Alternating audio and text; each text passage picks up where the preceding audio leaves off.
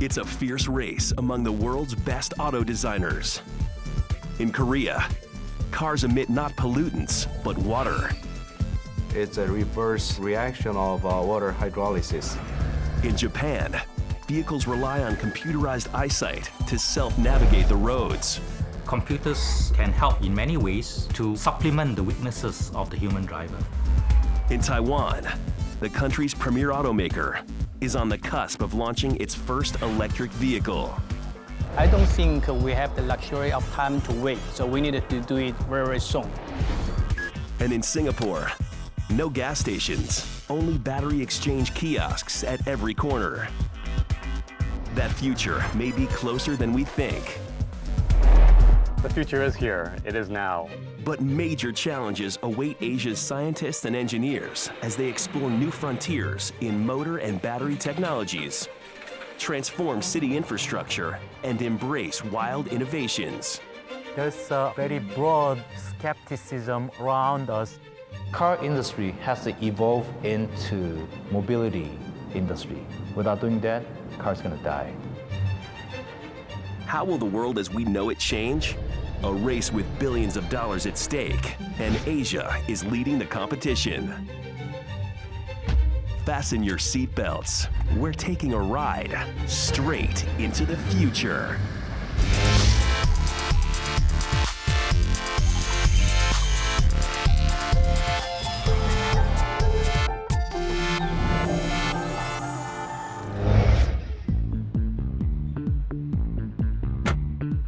Could this be the car of the future?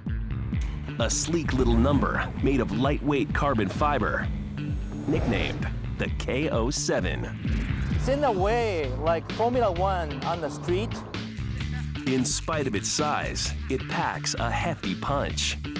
This car we call this K07. It's just like a four-wheeled motorcycle. It doesn't have any roof. It has from about 190 horsepower to maybe about 230.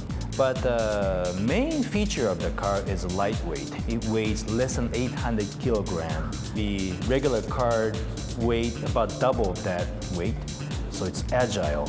When you go into the corner, this is an extension of your hands and legs. This is almost part of you. The K07 are collector's items. Only 5 of them exist in the world today. Is this a vision of cars of the future? Decades ago, the most innovative car designs often appeared in sci-fi films and popular TV shows. When we were young, we watched films where cars are portrayed in doing impossible things. Cars that can fly, cars that can go into the water. This taxi flies around in 3 dimensions and brings you right up to the 50th floor of your apartment and lands on your veranda, on your balcony, and so on. And some of it's really far out. I mean, these cars are flying. Some of them can even time travel. They're all super slick, aerodynamic, pod-shaped craft, and they all make sounds like Hollywood aside, the auto industry was indeed inspired by space-age technology. If we look back to the 50s and whatnot, the average American car was kind of caught up in a space-age technology. Things were looking like rockets. Things had humongous tails on the back. Size was important because the American economy was booming. Today, the picture has changed. Sleek, light, and efficient cars are in. Seoul, Korea. Here, designers are dreaming up concept cars and letting their imagination go wild. But there's an extra element that designers need to inject into their ideas. Everybody's talking about the environment. Many people also talk about the speed. But as a car designer, we think about the people. I don't want to lose the fun side of it. So fun, to make people smile. Ho Young Bang is a Korean designer who's designed something out of this world. His concept car, nicknamed the OCE, fuses function with contemporary design. I'm usually trying to find out what is the good shape and good structure for the interior. In the real world, there are many challenges to design something. But sometimes, as a designer, I believe we should be crazy. And maybe someone says it doesn't make sense, we cannot make it. But I think if there is some proper reason, we should bring this idea to the real world. Over in Japan, Ken Okuyama is just one such designer who's turned his dream into a reality. With its futuristic design, the KO7 is a little out of this world. Ken believes this is a sneak peek into the future. Not just on design, but propulsion. This car has 2-liter engine of internal combustion engine. It is very efficient because it's lightweight and lasts long. But that's not enough. Ken wants to take this car into the next century. We want to go beyond that. We believe in EV, electric vehicle. So we're converting this internal combustion engine into lithium-ion battery and inboard motor. Ken's convinced electric cars are the way of the future, even if the public hasn't quite caught on yet. When you think EV, electric car, you think it's boring? It has excellent performance of acceleration, better than the car I have behind me. It has excellent energy total efficiency. And maybe the total range of driving is not that far right now, but it's going to be a lot longer, and you name it, in 5 years, 10 years. It's going to be far better than what you drive today. The race is on for a clean, low-emission, alternative-powered car. And we're coming down now into a time where things like gas prices, the availability of oil, are putting a premium on size and efficiency now. And we're moving into something that's maybe a little bit smaller and more efficient. We all know that today cars are not very efficient. We all know that today cars pollute the environment. So in order to sustain growth in cities in the future, we will have to do something about that. Central to these cars of the future, the motor. This is where the fiercest contest among automakers takes place. Francis Chen is the engineer behind Taiwan's premier EV, the Luxgen.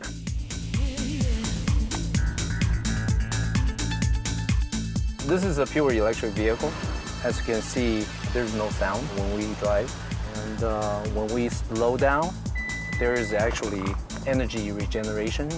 So converting the connecting energy back into electricity, so we will have more driving range. The cars emit no tailpipe pollutants, making them friendly to the environment. The electric motor does provide a much smoother performance than internal combustion engine, only because it's a continuous operating system. In a car powered by a combustion engine, chemical energy is converted into mechanical energy. In an EV, it's electrical energy that's turned into mechanical energy. For years, Japanese car makers have dominated EV technology. But things are changing fast. The Japanese have a lot of advantages, a lot of arrows in their quiver in this new battle to take the lead in efficient technology. But you're seeing companies in places like Korea that are right on their heels and are serious competitors to take that mantle away from the Japanese. There's no question that what we see today is a global race across all the continents to produce an efficient car and a safe car. So it's coming from new markets with surging sales in places like China and India. One country has been particularly aggressive in its push: Taiwan. The government recently pumped in $300 million to revamp its auto industry. There's a great sense of urgency in this sprint to the future. I don't think we have the luxury of time to wait, so we needed to do it very, very soon. Taiwan's Luxgen is among those at the forefront. Their 7-seater multi-purpose electric vehicle is the first of its kind in the world. And because it'll be their EV debut, they're making sure all kinks are ironed out, especially safety standards.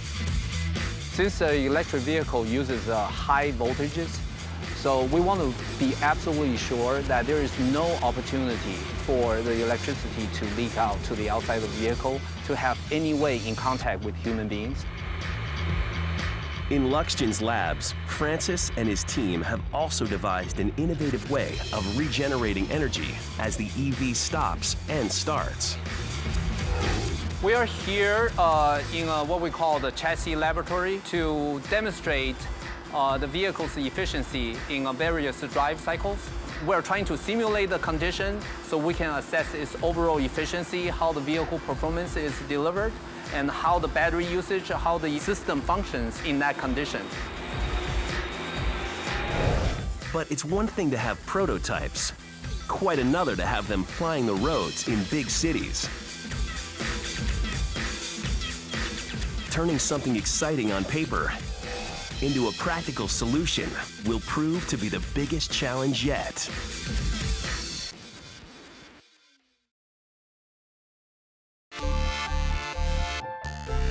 It's a race into the future for automakers in Asia. And smack in the middle of Taipei is a testbed for the country's premier EV. This is the sprawling Yuanshan district, home to museums, theme parks, and exhibition centers. Here, Luxgen's cars are being tested in a pilot project. Our EV will play the role of shuttling visitors for free rides around the park. And the park is about 2.5 kilometers long, and we are trying to use this opportunity to introduce to the customer what EV is, let them truly experience the advantages of the electric vehicle being quiet, high performance. 20 electric cars are used to chauffeur visitors between the metro stop and the theme park in what's described as a green journey. This project tests the viability of electric cars citywide. It also gives us an opportunity for our engineering to have a real-world assessment of what the vehicle is performing. But EVs have limitations. One stumbling block to its viability in the market today, it's batteries. Battery technology is not up to the level that we would desire to have compared to a gasoline. The necessity of having electric vehicle being efficient is more important than ever. Right now, it takes 6,000 lithium-ion batteries, weighing half a ton, to power up just one electric car. The race is now on to make even smaller, efficient cells. Taiwanese manufacturer E1 Moly Energy Corp is at the forefront. 电动车的应用，它需要就是一个能够提供比较长距离的行驶，然后可以使用的年限久一点，因为一辆汽车大概使用至少都要10年，每一次充电的行驶距离要能够够长。 The Moly cell is well known for revving up cordless power tools, laptops, and electric bicycles. But with EVs, the stakes are higher. The auto industry requires the batteries to be smaller and have higher capacities. 汽车厂现在对使用在电动汽车的电池，事实上还是不满意的。它要求的是一个更长的行驶距离，所以这个是电池厂还要努力的一个方向。所以怎样把电池的能量密度提升？那你汽车充一次电能够行驶的距离，可以跟现在的汽油车一样。But new advances in science may change all of this. Nanotechnology, or the study of controlling matter at the tiniest level, may be the key. Scientists across Asia are racing to find the best ways of applying it to power cars. People are putting their resources into the research of a battery technology.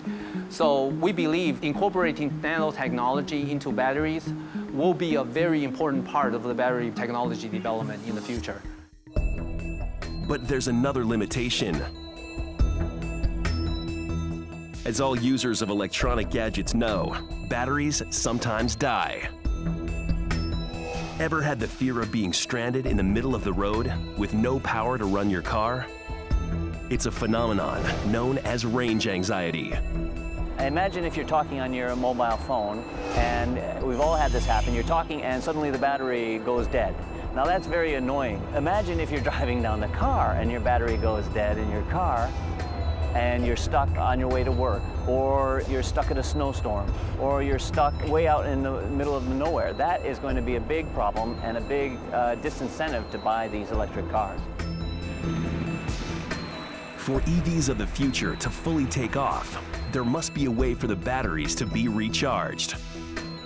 Our city's infrastructure will need to adapt. And this may prove to be the biggest challenge facing future EV technology.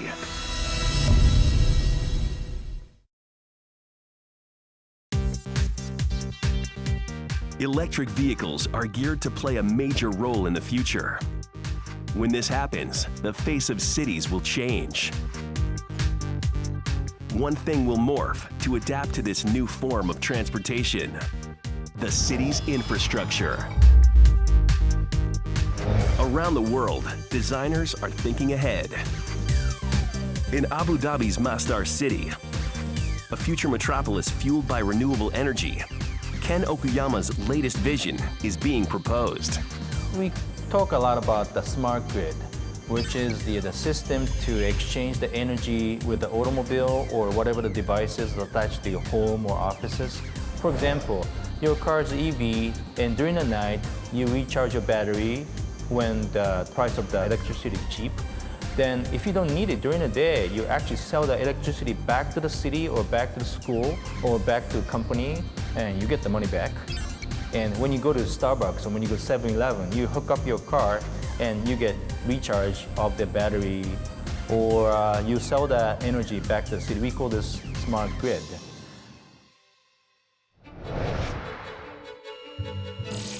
Singapore. The island city-state is bracing itself for the ride into the future, pumping in millions of dollars to develop a burgeoning industry. Its roads, a living laboratory for electric vehicles of the next generation. Singapore is ideal for electric cars and electric transportation. The average Singaporean drives 55 kilometers a day, which is well within the distance that you can get from a full charge of a battery. So we are small, we are compact.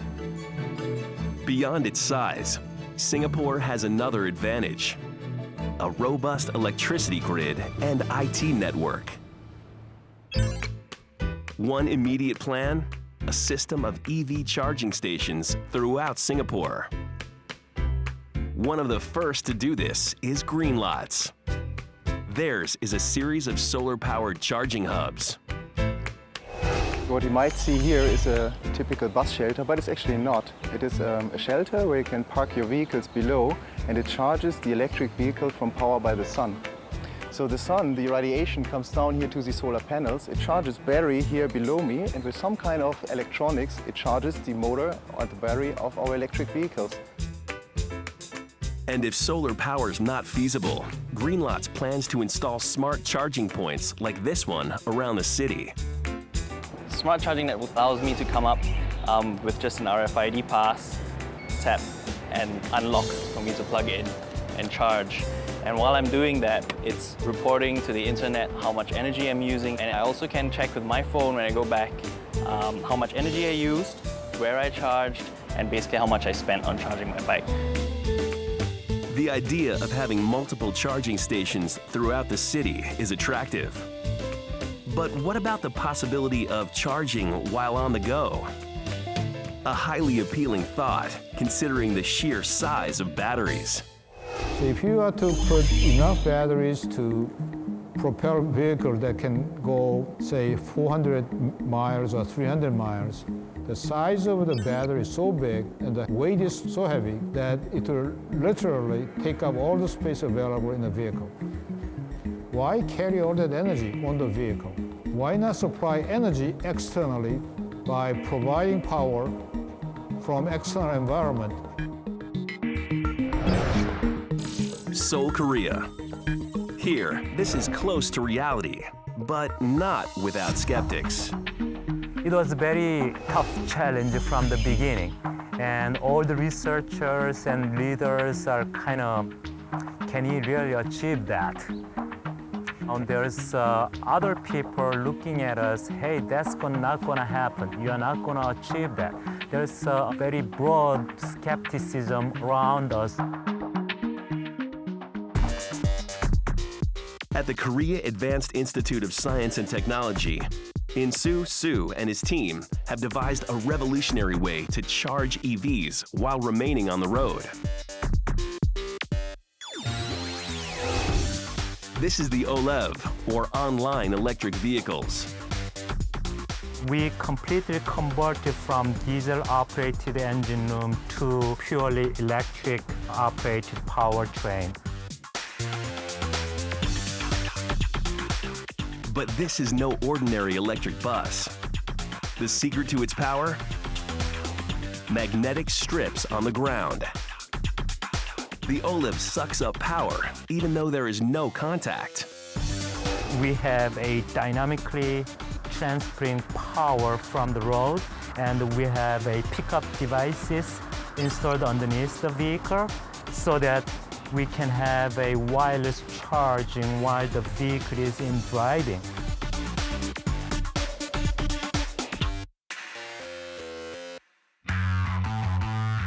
Because the bus is charged on the go, there's one huge advantage. If this bus is purely electric bus, then the battery size of this black box will be 5 times of this size.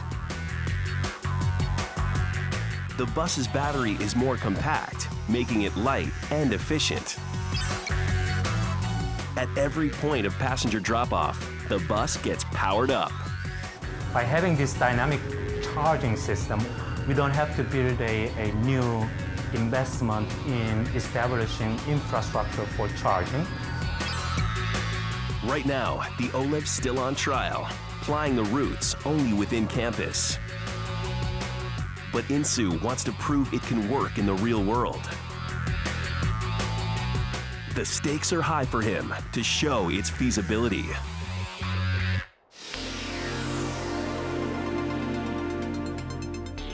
Just an hour from downtown Seoul is the city's Grand Park. Here, Insoo's running the perfect test. This project is our first public launch of the OLEV technology. With a clearly marked route, these trams function exactly like the OLEV buses. We converted one of the tram operated by diesel into completely a purely electric, online electric vehicle. Throughout the park, blue strips line its roads. You are looking at these blue strips where we installed the power track. Each blue strip has a 24-meter power cable. We completely clear out all the safety concerns related with the electromagnetic field. You can touch it, you can step on it. While the electric vehicle is poised to make an impact in the near future, some scientists believe the EV is only a transition technology. Something else may be rising far on the horizon.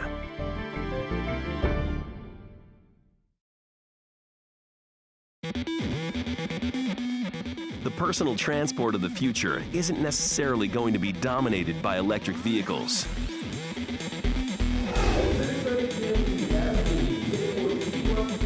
At this G1 race in Singapore, cars hit the circuit in what's seen as the eco-friendly answer to Formula One. Speed dynamos dash to the end. But these are not powered by regular fuel. Instead, what drives them? Alternative energy. Around the world, automakers are competing to develop one such alternative energy: hydrogen fuel cells. In a fuel cell vehicle, the fuel is pure hydrogen. So the hydrogen is stored in the tanks at very high pressure.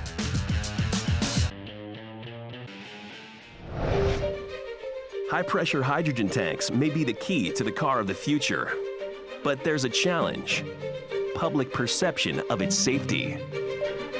To a lot of people who remember history would be remember the airship Hindenburg where it explodes in the air. 7 million cubic feet of inflammable hydrogen gas blazed up in less than a minute. The hundreds of tons of fuel oil burns. There's a kind of a perception gap. So there's a lot of education is required in order to convince the public that hydrogen fuel cell is safe. Today's engineers and scientists have devised a way to ensure the safety of these hydrogen-powered cars. Only a small number has been built in Japan, Korea, and the US.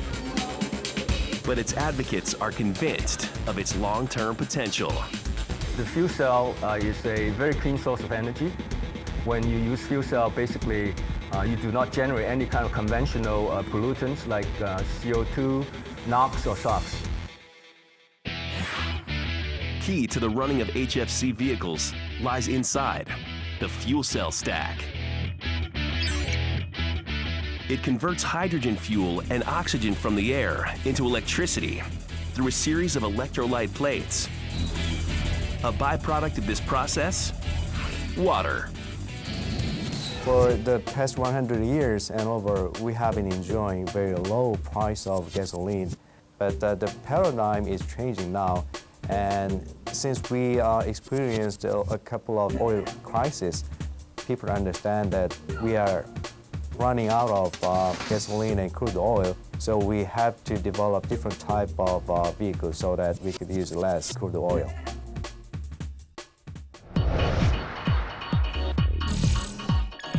Over in Korea, automaker Kia is among the few that have jumped on this fuel cell bandwagon.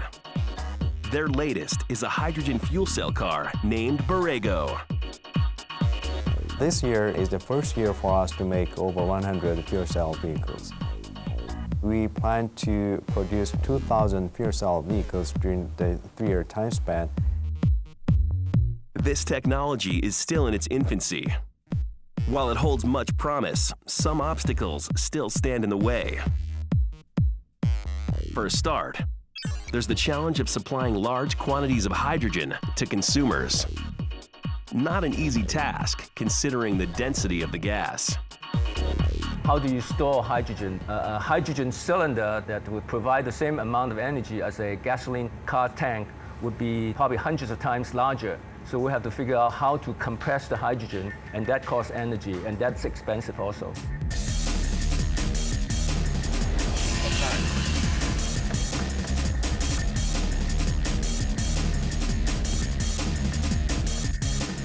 Right now, Kia is testing its hydrogen cars on the roads.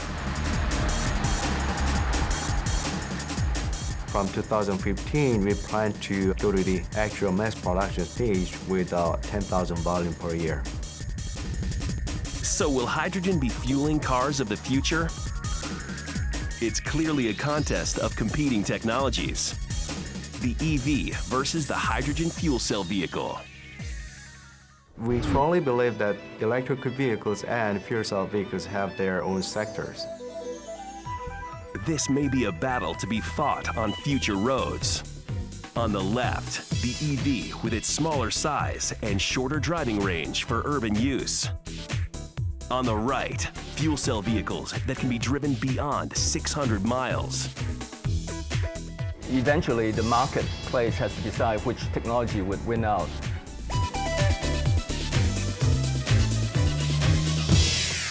Beyond reinventing motors and looking for alternative power sources, scientists in Asia are rethinking the tiny components of the car. These design features are what will separate the cars of the future from those of today. Innovation will be the driving force.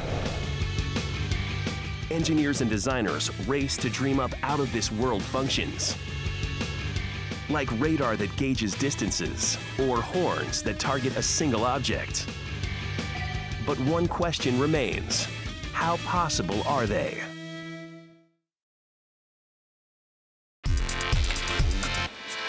Throughout Asia, auto designers and engineers try to outdo each other in a game worth billions of dollars. From Japan to China, Korea to Taiwan, it's a fierce fight to stay ahead of the competition. One thing will set them apart from each other: innovation.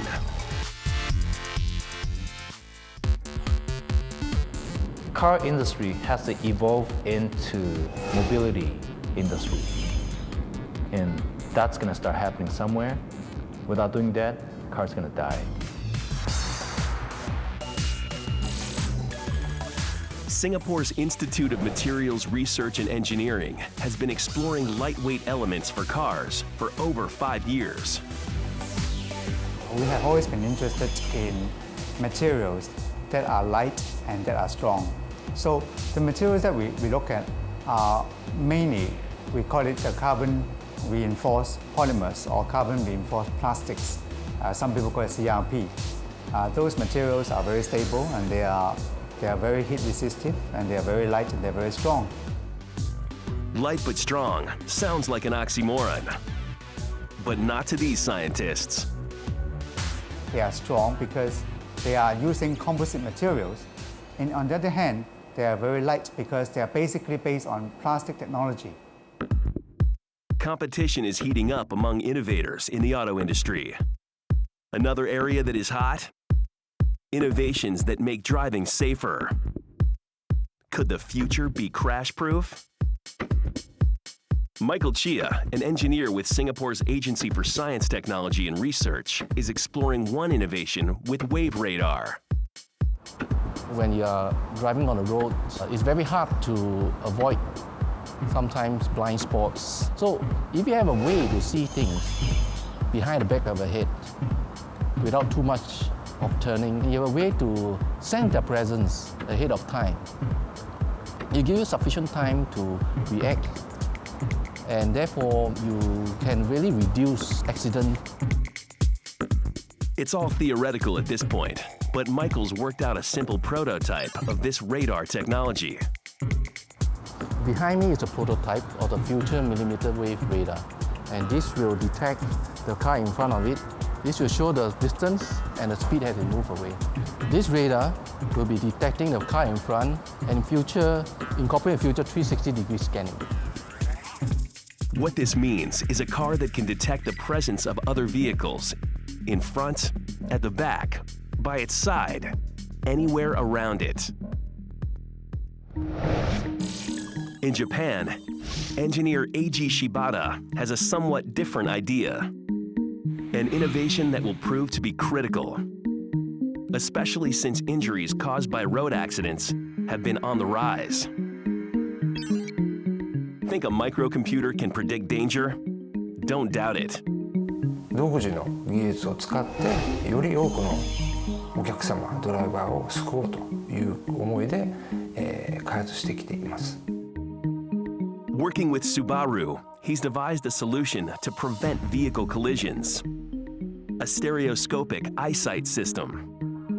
ステレオカメラというセンサーを使ってまして、衝突しそうになった場合に回避したりとか、高速道路で先行車に追従するような機能とか実現してます。あと車線を逸脱する場合には警報を鳴らしたりとか。The technology that drives the system is able to gauge when a collision is about to happen. ステレオカメラは、2つの CCD カメラを持ってまして、人間の目のように、車の前方環境を認識することができますので、より高度な運転支援ができると、運転支援システムができるというふうに考えています。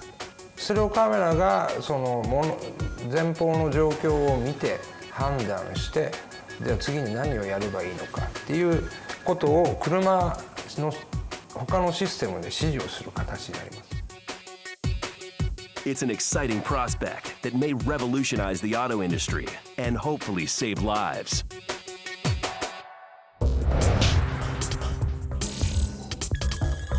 In Taiwan, another scientist has something else up his sleeves.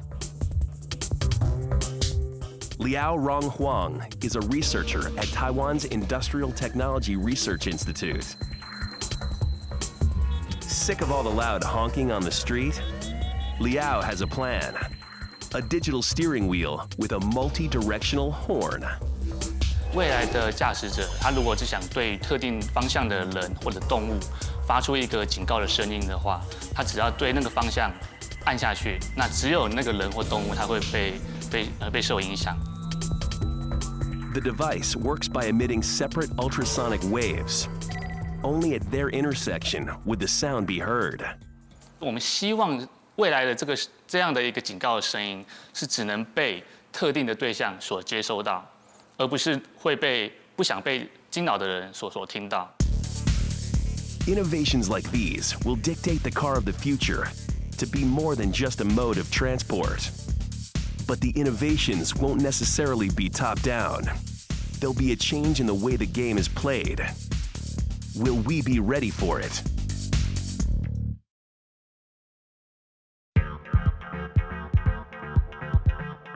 The vehicle of the future will see plenty of innovations that will change mobility as we see it now.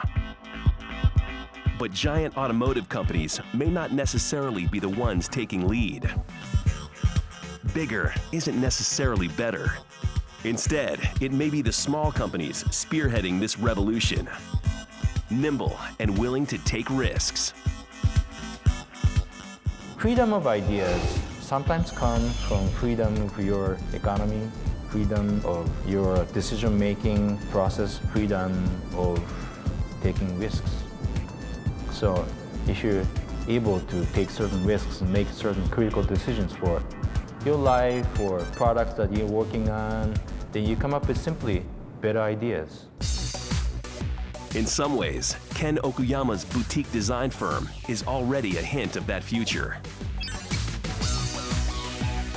Ken's firm, Okuyama Designs, works with established names in the industry, such as Ferrari.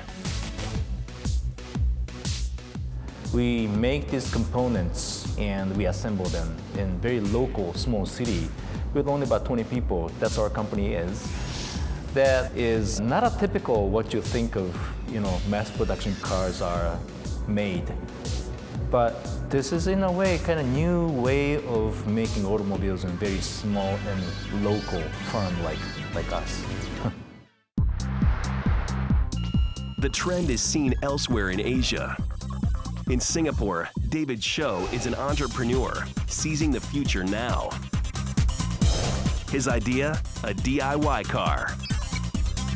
Is the future in our own hands? As a boy growing up, I was very, very active. I skateboarded, I rode bicycles. When you're very active, you fall down and you knock into things. So I became quite handy. I would basically try and fix it myself whenever I could. And it made me realize that you can get things working again, you can change the design, and you can make it a better product. An avid fast car lover, this former banker coins his latest venture, the EV Hub, a research and design facility that converts old luxury cars into electric dynamites. People thought we were crazy. They couldn't understand why we want to do such a thing. I went to my mechanic and I said, hey Albert, what do you think if we take out the engine, put in an electric motor, put some batteries in there, and basically make it run on electricity? And he looked at me with a face of disbelief and said, why would you want to do that? Unlike EV manufacturers who build cars from scratch, David has a simple formula that doesn't require reinventing of the wheel. What we have here is a 2004 BMW 520, which was in fantastic shape. It had probably about 100,000 kilometers or so on it. And we decided that by converting it, we could give it a new heart.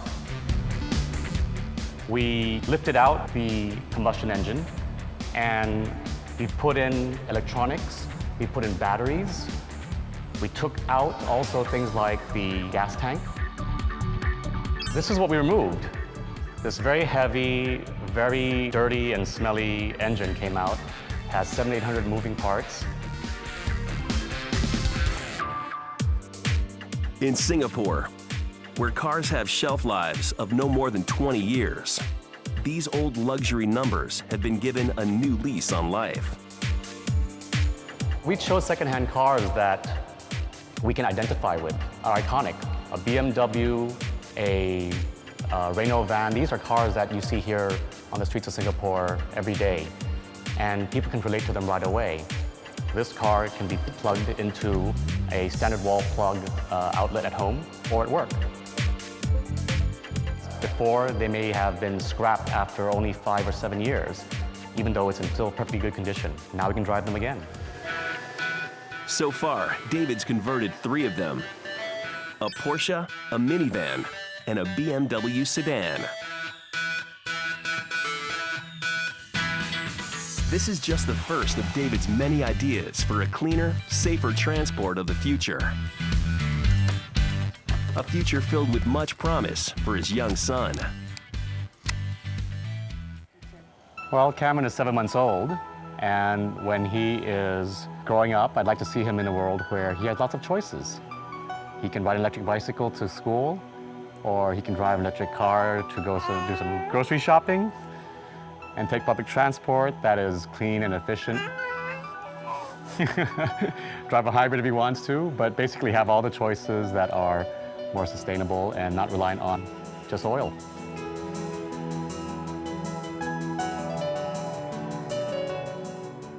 The future is here. It is now. Futuristic transport may be here sooner than we think. From Singapore to Taiwan, Korea to Japan, governments are matching industry enthusiasm with millions of dollars of investment. Technologies that were once purely figments of the imagination are close to being realized. Future cars will only be limited by our imagination. It's really all up to our imagination. What makes the future? It's your imagination. You have to dream, and based on that dream, you imagine, and you make efforts to make it happen. So the end of the imagination is the end of the future. And I really think that if you have a goal, then you continue working toward that, your imagination will become reality.